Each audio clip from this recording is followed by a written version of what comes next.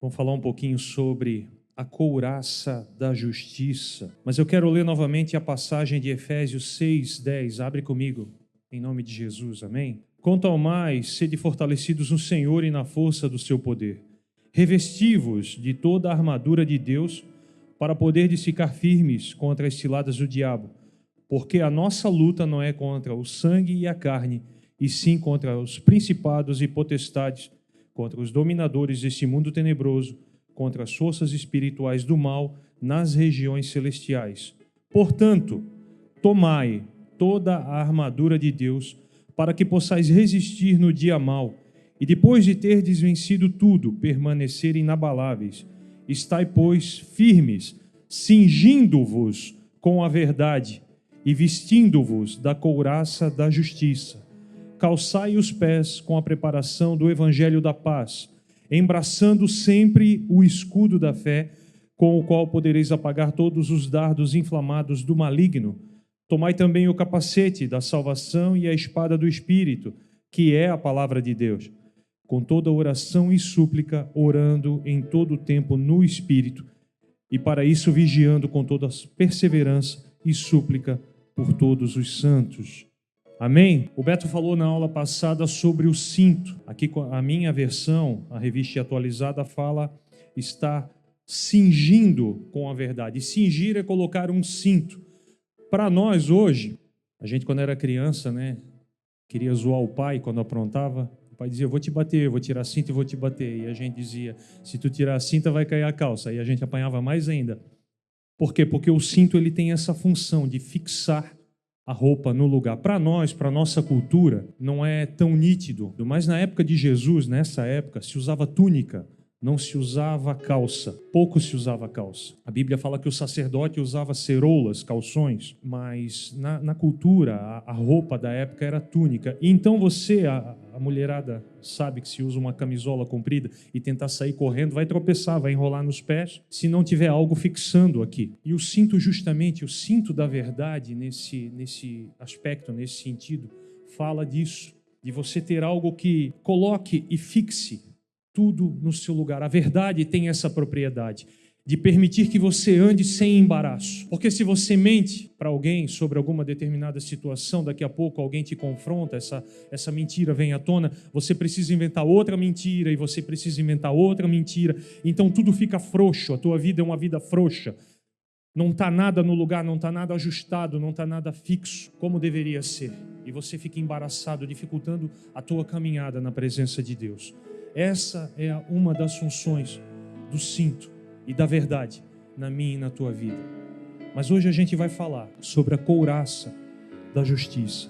Essa palavra couraça, ela vem do grego tórax. Exatamente, tórax. A minha caixa torácica, a sua caixa torácica, as costelas, o osso externo com S, esse osso aqui do meio, não é externo que fica exposto, é externo, que une todas as costelas no meio do teu peito. E essa palavra tórax, ela significa a parte do corpo que vem do pescoço até o umbigo, até a parte inferior das costelas, onde fica protegido, onde fica guardado, onde fica resguardado os órgãos vitais, meus e teus, o coração, o pulmão, o estômago, o fígado, o baço, os rins. Os intestinos já ficam mais para baixo, não deixando de ser vital. Mas isso é o tórax. E isso é uma estrutura criada por Deus. O pastor Luiz Hermínio sempre ensina que tudo aquilo que é valoroso, Deus cria uma estrutura para proteger. O nosso crânio protege o nosso cérebro, ele é uma estrutura. E se você pegar um livro de anatomia ou um site de anatomia, você vai ver quantas camadas existem de tecido até a gente chegar no cérebro. São várias e várias camadas, porque Deus fez o crânio, o encéfalo, a cabeça para proteger o que é precioso. Da mesma maneira, o meu tórax e o teu protege o meu e o teu coração, os nossos órgãos vitais.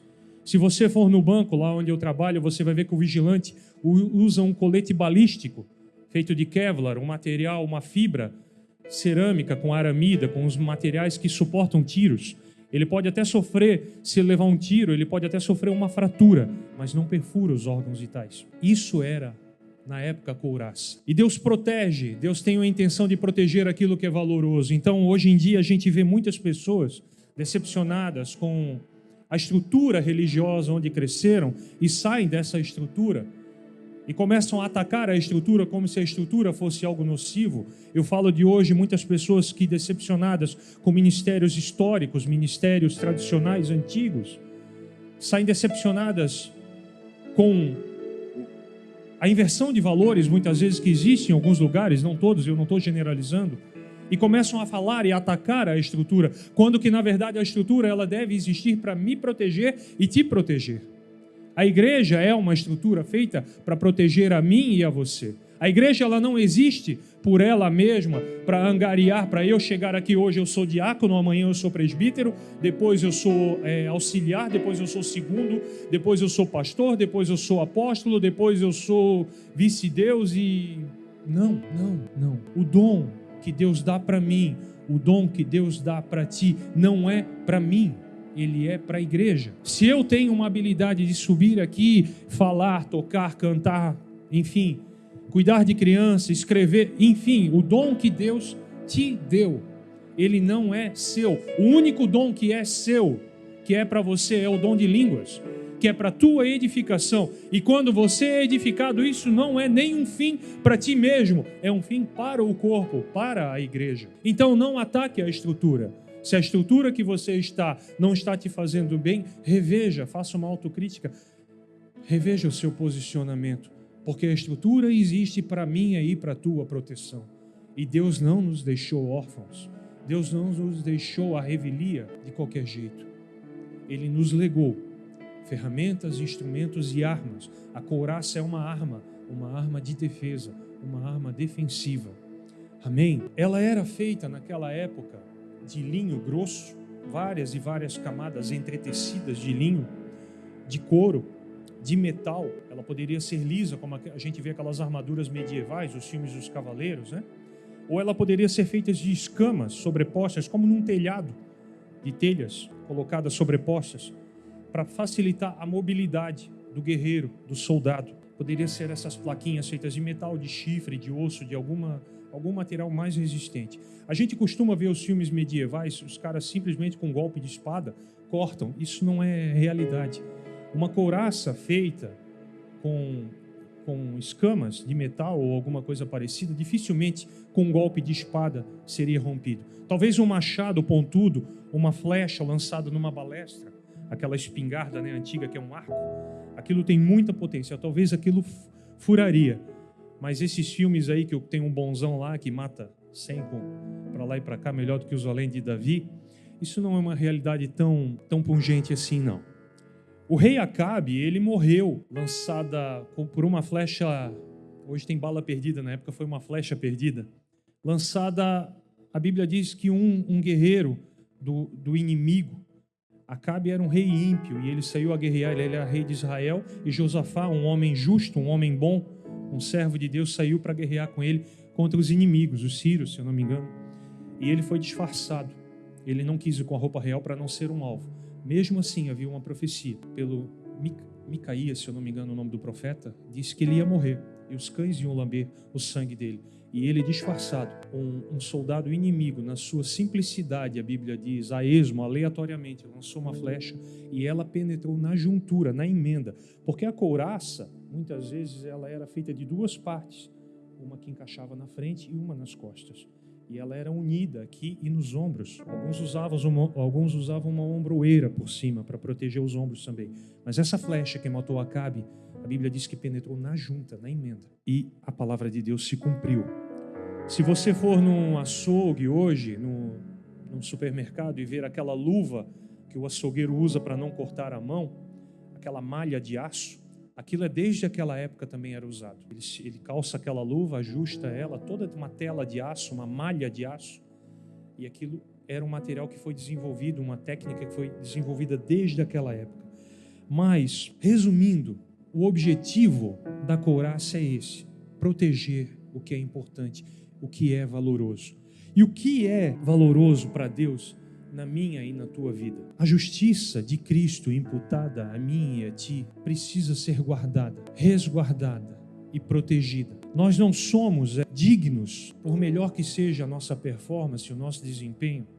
Nenhuma obra minha, nenhuma obra tua pode conceder a mim e a ti a salvação. Não existe nada que eu possa fazer, nem você, para ser mais amado, mais aceito, mais querido, mais desejado por Deus. Não existe. Mas quando Jesus ele entregou a sua vida na cruz, uma das coisas, a gente ensina isso no curso do Centralidade em Jesus, sobre os benefícios que Jesus conquistou para nós na cruz. Uma das coisas que Jesus fez por mim e por ti foi nos justificar. E é interessante isso, porque justificar é tornar justo diante de um júri, diante de um julgamento. A gente, às vezes, tenta entender como é que eu posso servir melhor ao Senhor, como é que eu posso dar algo para Deus, no sentido de até ser mais aceito, ser mais querido, ser mais desejado. E nós esquecemos de que tudo o que a gente pode fazer é crer num primeiro momento. Quando o Espírito Santo, quando a palavra de Deus nos ensina que a gente tem que tomar a armadura de Deus, essa palavra ela significa, ali em toda a relação das armas que são oferecidas, da armadura, ele diz tomai, é mais ou menos isso assim, estendei a mão e pegai. Deus dizendo isso, quando diz tomai. Mas estender a mão e pegar de quem? É pegar do Espírito Santo, porque é através do Espírito Santo que eu e você temos acesso a essa justiça divina na minha e na tua vida. A Bíblia diz que o Espírito Santo é o nosso consolador, o nosso ajudador, e nesse caso, ele é o nosso escudeiro. Porque a Bíblia diz em Romanos 8, 26, que o Espírito também nos assiste em nossa fraqueza, porque nós não sabemos orar como convém, mas o mesmo Espírito intercede por nós sobremaneira com gemidos inexprimíveis. Essa palavra assiste não é de assistir, de sentar e ficar olhando, de ficar admirando. É de prestar assistência, é de dar assistência, de estar ali para ajudar. É uma palavrinha grega, eu quero falar ela aqui, é uma palavrinha grega estranha, deixa eu achar que é analambano, é tomar nas mãos, analambano. Só que o tomar é analambano. E quando a Bíblia diz que o Espírito nos assiste, a palavra assistir é pior ainda, sunantilambanomai. O alambano está ali no meio. Onde é que eu quero chegar? Eu não quero exibir conhecimento aqui. Não é essa a minha intenção. É para vocês entenderem que quando a Bíblia diz tomai, a raiz da palavra tomar, ela está derivada de alguém que está fornecendo o equipamento para você e você está estendendo a mão pela fé e tomando isso. E quando a Bíblia diz que o Espírito Santo nos assiste, é o ato contrário, é ele aqui embaixo se fazendo de servo, alcançando o equipamento para você. Amém? Você entende isso? E essa palavra, o assistir, ela tem uma ideia não só de alguém que te equipa, mas de alguém que te ajuda na caminhada. É mais ou menos a ideia do soldado ferido que está sendo carregado por um soldado em boas condições, para que possa chegar no quartel, no lugar desejado, na enfermaria, para ser tratado, chegar ao seu destino final. Vamos voltar para casa. Essa é a ideia, até mesmo a ideia do amigo que pegou o outro amigo na balada, bêbado, e não sabe mais o caminho de casa, está embriagado, entorpecido, não sabe nem onde está, nem o que está fazendo ali, que coloca o seu ombro por baixo e vamos lá, cara, eu te levo para casa. Essa é a ideia de assistir, do que o Espírito Santo faz por mim e por ti. Ele não faz simplesmente uma concessão e diz... não é uma ideia vaga, é algo ativo a partir do momento que eu e você, pela fé, exercitamos isso. E a Bíblia diz que eu e você somos justificados pela fé, não é por obras. Essa é a maior briga que já existiu na igreja cristã ao longo dos séculos e ainda existe. Se você pegar católico, o católico vai dizer que nós somos justificados pelas obras. Aí surgiu Lutero, que rompeu com isso e disse, não, é pela fé, é pela graça. É favor não merecido. É por isso que eu sou justificado. Eu sou tornado justo por Deus, colocado numa posição de justo, não porque eu sou bom, porque eu sou bonitinho, porque eu sou inteligente, porque eu tenho dinheiro, ou porque isso, ou porque aquilo. Não, é porque Ele me torna justo. Ele pagou o preço que eu deveria pagar naquela cruz. Aquela cruz era para mim, aquele castigo era para mim, o inferno era para mim. E Ele disse, eu vou no teu lugar. Essa é a doutrina da redenção, da remissão, da substituição. Ele não apenas pagou o preço por mim e por ti, ele me comprou e comprou você, mas ele disse, além de comprar, eu vou no lugar dele, porque há uma sentença sobre ele. Há um preço, mas há uma sentença. Não é simplesmente comprar, é meu e pronto. Não. E quem é que vai pagar o estrago que ele fez? Eu vou lá recompensar, eu vou substituí-lo na condenação. Foi isso que Jesus fez por mim e por ti.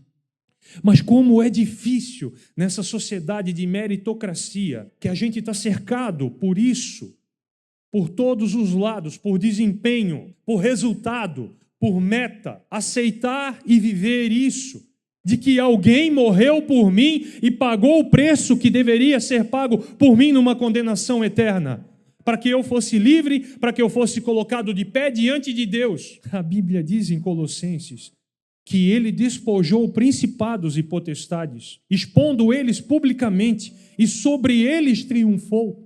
O que é triunfo? Triunfo é o desfile de vitória. Quando um rei conquistava outra nação, ele trazia toda a riqueza e fazia um desfile em praça pública, e ele exibia os despojos de guerra e os prisioneiros amarrados, mutilados.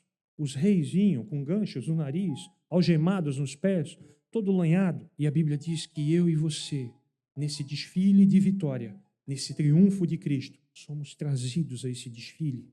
Somos expostos publicamente, não algemados, mas vestidos de branco, independente da minha iniquidade ou da tua, do meu pecado e do teu. Ele nos convida a andar na presença dele, vestidos de branco. Somos trazidos e expostos diante dos principados e das potestades. Ele verá o fruto do seu penoso trabalho, a Bíblia diz lá em Isaías. Nós somos esse fruto do seu penoso trabalho. A igreja, a noiva de Cristo, somos esse fruto. Na justiça dele, não na minha nem na tua. Essa briga que eu estou falando de séculos, ela inclui muitas coisas. Mas entenda uma coisa, a justificação em Cristo é um ato, é um evento que acontece na tua vida quando você o recebe como Senhor e Salvador, realmente convicto dos seus pecados, da sua insuficiência, da sua incapacidade, e você entrega a sua vida para Ele, você é salvo, você tem o seu nome escrito no livro da vida. Nesse momento, você é justificado de uma vez por todas. Só que existe um outro processo, que é a santificação. Esse sim não é um evento, esse é um processo. É uma resposta que você dá mediante essa munição que o Espírito Santo vai te dando com todo o item da armadura. É uma resposta que você dá para Deus, embraçando todas essas armas. Quando a Bíblia diz revestivos, é entrar, é uma repetição, tá? Entrar dentro. O grego tem muito disso. Quando Jesus dizia em verdade, a repetição é um imperativo absoluto, é verdade mesmo. Quando as versões mais antigas da Bíblia, a nossa hoje não usa mais isso, diz Lázaro, sai para fora. Isso é redundância, vai sair para dentro? Não, mas no grego isso é o imperativo mesmo. Sai, cara, sai, eu estou mandando. É imperativo, é ordem. Então, quando a Bíblia diz revestivos, é entrar dentro dessa roupa, entrar dentro de verdade, ele está mandando dentro dessa armadura, dentro de todo esse equipamento. Isso não é alguma coisa que você faz misticamente de joelhos.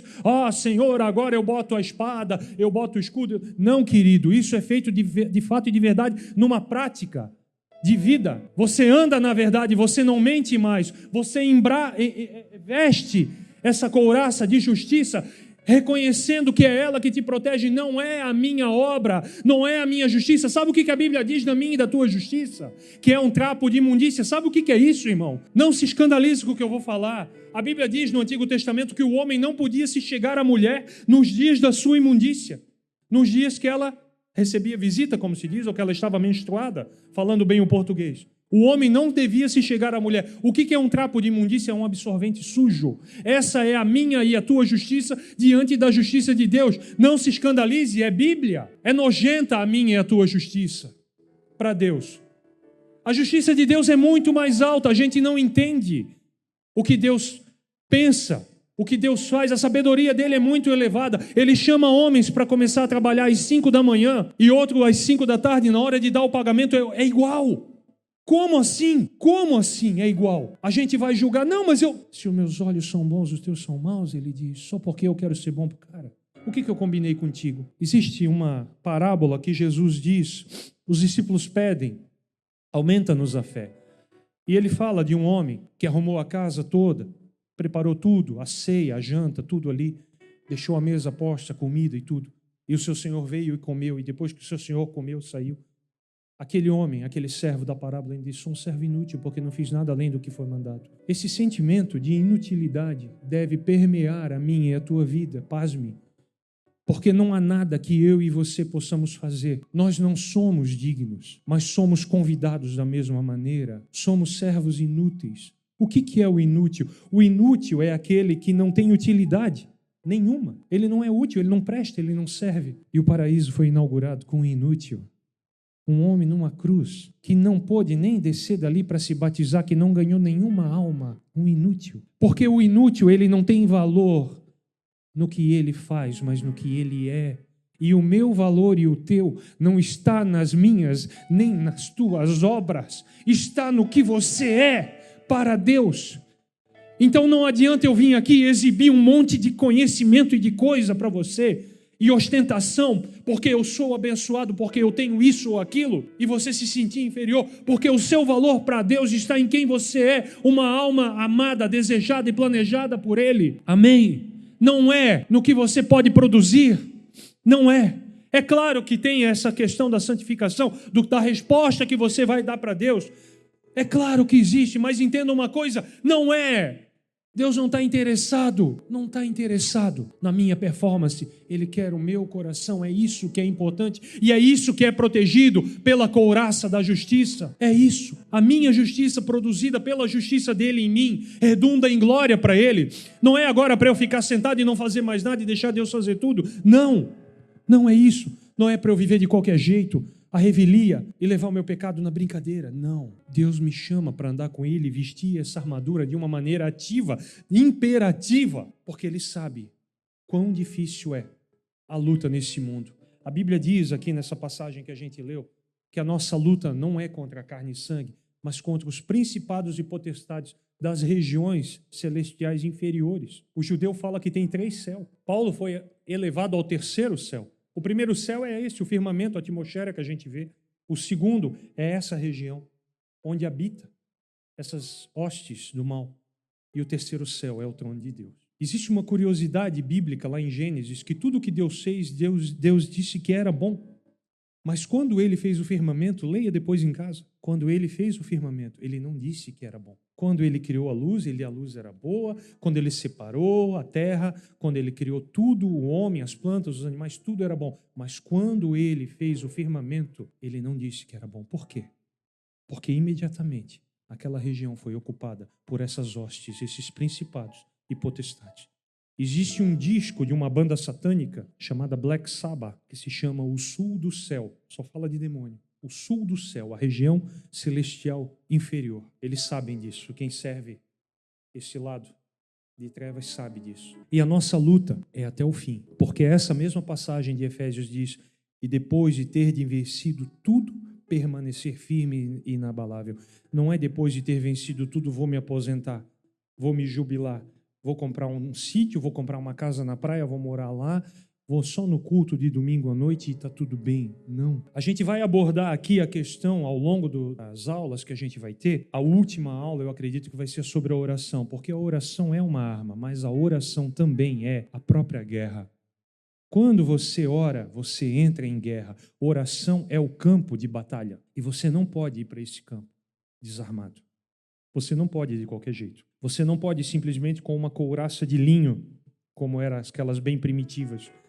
E essa sim, qualquer adaga, qualquer espada vai rasgar ela, vai ferir você. Você precisa estar revestido da couraça da justiça. A justiça de Cristo oferecida por mim e por você. Amém? A Bíblia diz que não há um justo, nenhum sequer, e que todos nós somos como o imundo, como eu acabei de falar. Todas as nossas justiças como um trapo de imundícia. Nós murchamos como a folha, as nossas iniquidades, como um vento nos arrebatam. Entender que, a partir do momento que eu me revisto da justiça de Cristo, eu não posso mais me basear no meu mérito. Existe uma lei de semeadura e de colheita, irmão, é verdade. Você faz e Deus te abençoa, você faz e Deus te recompensa. Existe, é fato. Mas você não pode se basear nisso, porque a Bíblia diz que eu vi príncipes andando a pé e servos andando a cavalo. Não é sempre o forte que vence a batalha, não é sempre o inteligente que vence a guerra, não é sempre o ligeiro que vence a corrida, porque o tempo e o acaso afetam todos os homens. Essa questão de você botar regra, faz A para chegar em B, nem sempre dá certo, nem sempre dá certo. Eu gosto muito do livro, não do filme, do livro, do Nárnia, As Crônicas de Nárnia, quando, não está no filme essa cena, quando a menina, aquela mais novinha, eu não me lembro o nome dela, ela chega na beira do rio e ela não conhecia o leão que representa Jesus. E ela pergunta, eu posso atravessar? E o leão diz, pode. Você não vai me devorar? E ele diz, eu não garanto nada. Eu não vou me afogar? Eu não garanto nada. É difícil, às vezes, a gente entender isso, porque nós achamos que vir para Jesus é um mar de rosas, mas no mundo tereis aflições. Tem de bom ânimo, eu venci o mundo. E a Bíblia diz que Ele nos faz mais do que vencedores nele. O que é mais do que vencedor? Quando o teu pai e a tua mãe teve a relação que te deu origem, mais ou menos 3, 4, 5, dependendo da situação, até 10 vezes a população do Brasil foi lançada ali na relação que te deu origem pelo teu pai, em número de semente. Você está entendendo o que eu estou falando? Era muita semente, milhões, em muitos casos bilhões de espermatozoides. E Deus escolheu você no meio daquela multidão e disse, vai lá, campeão. Eu tenho um plano para você. Vai lá. E ainda ali no meio, eu sei do que eu estou falando, porque eu estudei bastante sobre isso. Existem alguns defeituosos. Existem alguns que têm 2 cabecinhas, 2 caudinhas, outros não têm cabeça, outros não têm cauda, e eles servem para que os bons possam fluir melhor, nadar, se apoiar neles, mas nem sempre é o melhorzinho, é o mais viçoso que chega lá, porque muitos chegam lá ao mesmo tempo, só que somente para um, o óvulo se abre, a semente da tua mãe se abriu. Então, querido, não é o forte, não é o ligeiro, é aquele que Deus escolheu ali no meio, e esse é você. Vencedor você já é, mas a Bíblia diz que nele eu sou mais do que vencedor. Mais do que vencedor, porque eu não venci apenas uma corrida pela vida biológica, pela bios, porque existem 3 palavras, pelo menos no grego, na Bíblia, para vida, e uma delas é bios, vida biológica. Existe uma outra palavra que é zoé, é a vida eterna. É nessa que eu e você somos feitos mais do que vencedores, ao embraçar, ao vestir, ao entrar dentro dessa justiça oferecida por mim e por você. Amém? O papel do Espírito Santo é nos convencer e nos lembrar continuamente de que essa justiça é imputada ao cristão sem que ele mereça, ou seja, pela graça, né? Eu já falei sobre isso. É um presente de Deus para nós. Steven Lawson disse que a salvação não é uma recompensa para os bons, para aqueles que se acham justos, mas é um presente para os culpados. A justiça de Cristo é um presente para mim e para você. É um presente. E a pior coisa que pode existir, irmão, uma das coisas que Deus tem mais ministrado comigo é sobre competição. Davi escreveu no Salmo 117, o salmo mais curto da Bíblia. Não é no 117, é em outro, eu acho. Desculpa. Quão bom e quão agradável é que os irmãos vivam em união. Ele viu, Davi tinha filho com várias mulheres, ele tinha várias esposas, e desde a infância, da adolescência daquelas crianças, havia um pensamento: quem vai ser o herdeiro? Quem vai ser o herdeiro do pai? Quem vai ser o próximo rei? E eles cresceram num ambiente de competição. E se você conversar com qualquer pedagogo, qualquer psicólogo, ou qualquer pai que tenha mais de um filho, vai dizer que filho e irmão é competição. Eu tenho 5 irmãos, nós somos em 6. Tem uma diferença de idade ali, mas existe competição. Na igreja existe competição.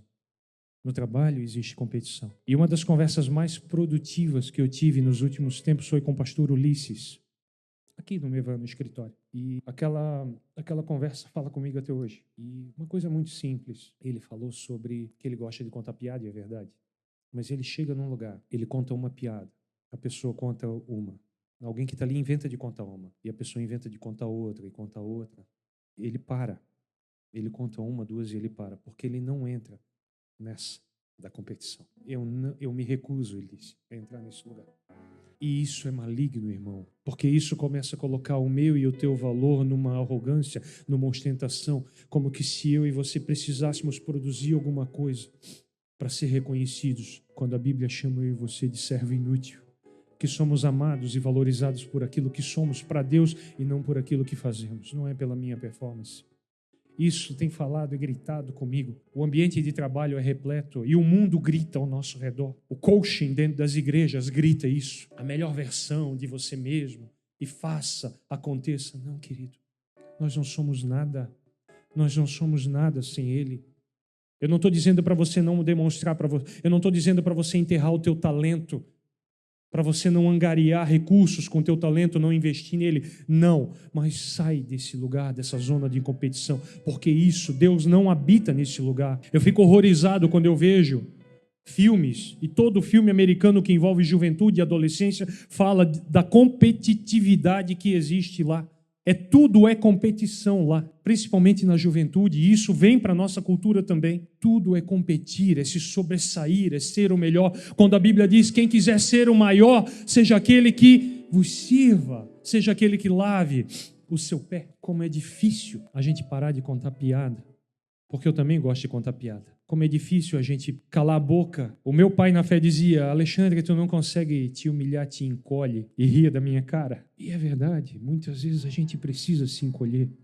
Porque a Bíblia diz mais vezes que é para eu e você nos humilharmos. Porque Deus não nos humilha tão facilmente, Ele espera que eu e você, Ele humilha o soberbo. Mas quando eu e você estamos nele, Ele espera uma resposta minha e tua de humilhação. Quando a Bíblia manda a gente jejuar e fala que o povo de Israel se humilhou jejuando, fala sobre isso. Ele espera que eu e você sejamos humildes, dando uma resposta para essa justificação. Amém? A justiça oferecida por Jesus nos diz que pela graça, independente de nossos pecados, nossos defeitos, crimes, vícios, falhas de caráter, uma vez arrependido e crendo que Jesus Cristo recebeu no nosso lugar a justiça, ou o castigo que a nós estava destinada. Isaías 59 diz que Jesus vestiu-se de justiça como de uma couraça. E a Bíblia diz que é para nós fazer isso aqui em Efésios. Ele nos deu o exemplo. Ele sim, não tendo pecado e vivendo de maneira justa e irrepreensível, pagou o preço definitivo, ou seja, de uma vez por todas, para que pudéssemos ser declarados justos por Deus. Eu quero dar para você só uma das maiores definições de justiça que o grego bíblico pode nos dar. A palavra dikaiosune, justiça no grego, é a justiça de Deus imputada, colocada em mim e em você. Sabe o que ela diz, irmão? Preste atenção nisso, olha para cá. Ser justo, ser justificado por Deus significa eu sou para Deus aquilo que Deus sempre quis que eu fosse. Você consegue entender isso? Você é em Cristo, para Deus. Quando você está em Cristo, perfeito. Você é o que Deus sempre quis que você fosse. Isso vem de ti? Você pode bater no peito? Como Davi dizia, socorre-me, ó Deus, porque eu tenho andado na minha justiça? Não, Davi dizia isso, porque a justiça dele estava em Deus, e ele sabia disso. Davi andava tão entrelaçado em adoração, em comunhão com Deus, ele tinha tantas experiências com Deus, que nada ao redor dele, nem mesmo um gigante, conseguia arrancar dele a convicção do lugar que ele ocupava no coração de Deus.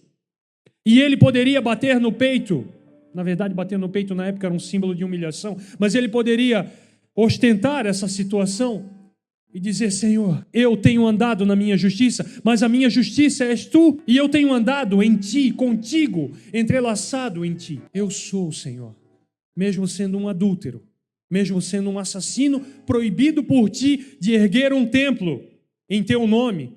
Tu deixou eu comprar tudo, o terreno, Senhor. Tu deixou eu comprar a madeira, a pedra, tudo o que é necessário para erguer o templo, mas tu não deixou eu erguer o templo porque tu disseste, eu sou um homem de sangue.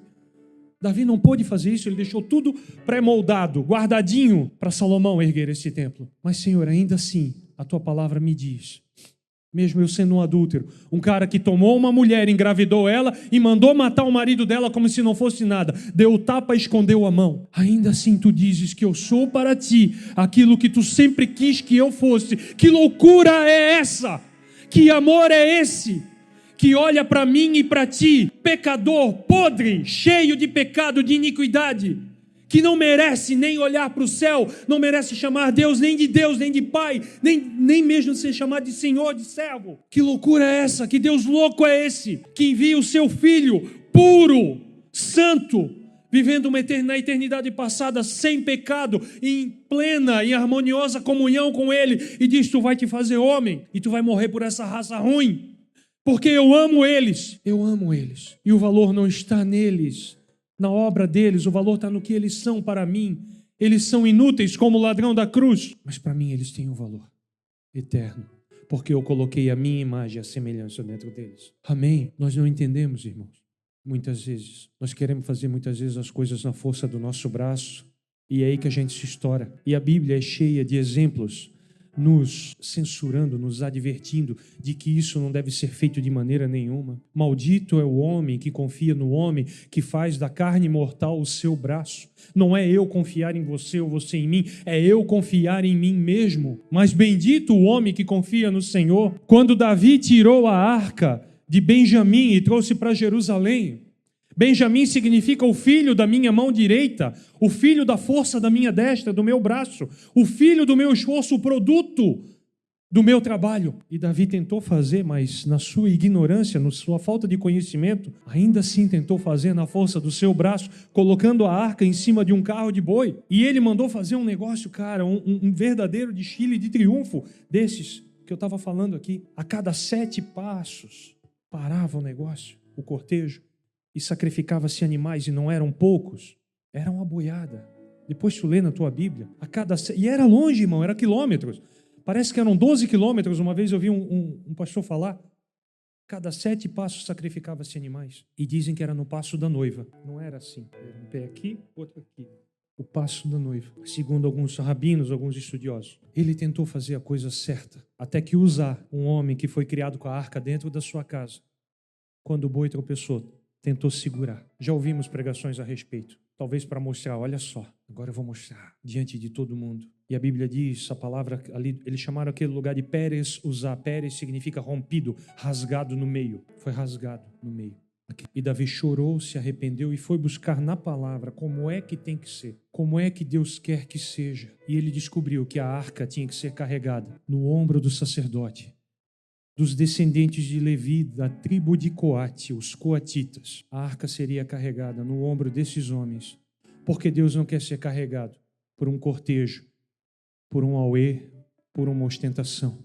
Deus quer o ombro de um sacerdote. E a Bíblia diz que eu e você somos raça eleita, sacerdócio real, povo de exclusiva propriedade de Deus. Você, mulher, é a sacerdotisa da sua casa. Você, homem, é o sacerdote da sua casa. Você é o cabeça da mulher. Você não é o único e exclusivo sacerdote. A mulher também é. O sacerdote é aquele que leva a terra para o céu. E o profeta é aquele que traz o céu para a terra. Você, quando veste a couraça e toda a armadura e você desempenha o seu papel diante de Deus, você é sacerdote aprovado por Deus. Você flui o reino, você adentra as regiões celestiais em oração, e a sua oração é respondida, é eficaz, não porque você é melhor, não porque você está andando na sua justiça, mas porque você entendeu que é nele, é dele, é por ele, é nele que eu fluo, ele é o rio que eu nado, é nele que eu mergulho, e tudo vem dele, é para ele, é por ele. Não há nada em mim, não há bem nenhum em mim. Se alguma coisa em mim não presta, mas tudo que é bom vem dele. E eu reconheço isso, e eu ando nessa certeza, nessa convicção como Davi. Embora eu seja proibido muitas vezes de fazer algumas coisas para Deus, mas eu não perdi a minha identidade.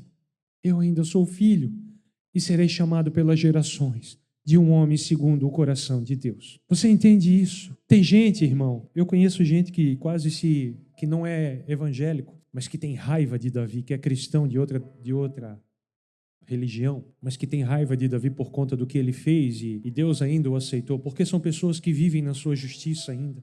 Não entenderam. Aleluia. O sacerdote carregava a arca aqui, e nós somos chamados para carregar essa presença onde quer que a gente vá, onde quer que você vá. Tem uma couraça ainda aí para não sovar o teu ombro. Eu e a Ana, uma vez fomos para o Paraguai, e a gente comprou muita coisa, e eu tinha uma mochila de acampamento. A gente deixou o carro no hotel e foi de ônibus. E a gente foi muito à loja, comprou muita coisa com aquela mochila.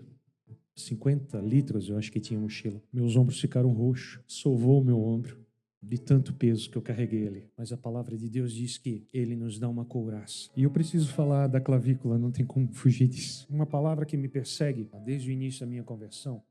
Quando eu vi o Jimmy Swaggart pregando, não esmagará a cana quebrada e nem apagará a torcida que fumega. E eu li aquela palavra no início da minha conversão e eu sabia que havia alguma coisa oculta ali. E os anos foram passando e a gente foi crescendo na graça e no conhecimento. E o Senhor me deu uma Bíblia com o grego e com o hebraico original e eu descobri que o original para cana é articulação do ombro. Articulação do ombro.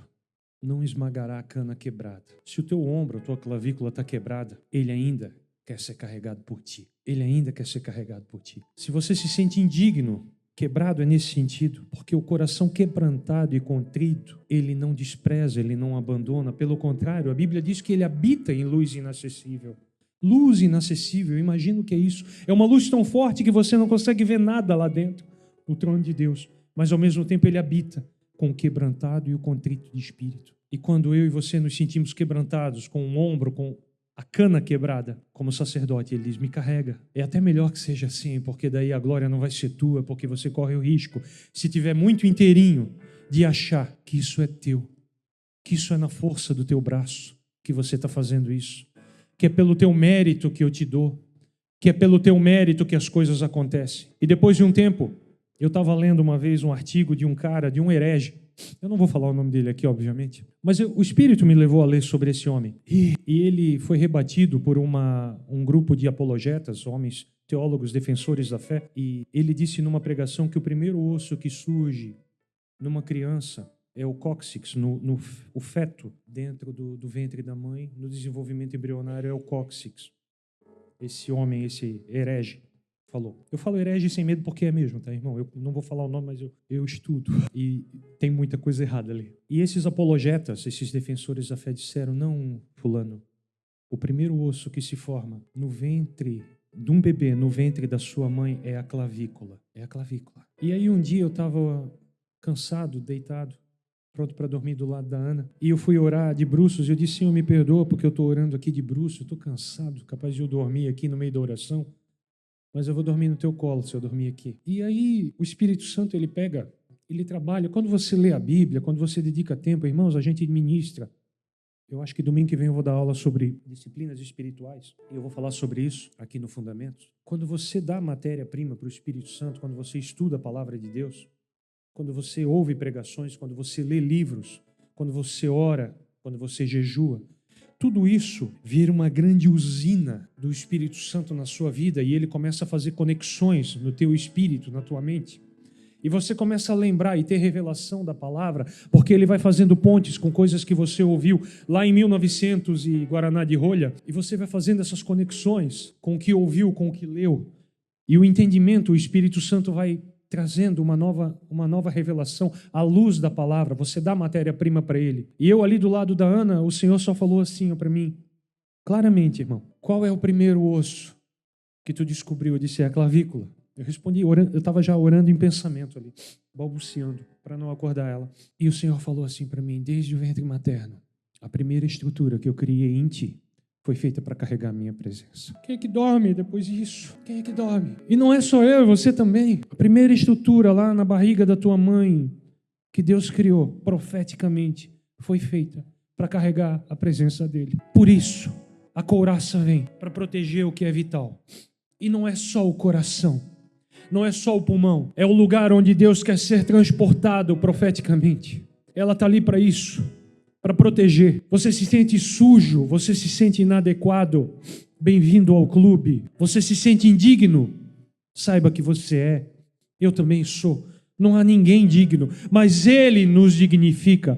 E a palavra de Deus diz em Hebreus que por causa do seu sacrifício eu posso entrar pelo um novo e vivo caminho. Não é um caminho qualquer, é um caminho vivo. E quem anda nesse caminho é vivificado, recebe vida, é carregado de vida. É como aqueles celulares de aproximação que você carrega ele só colocando ele em cima da base.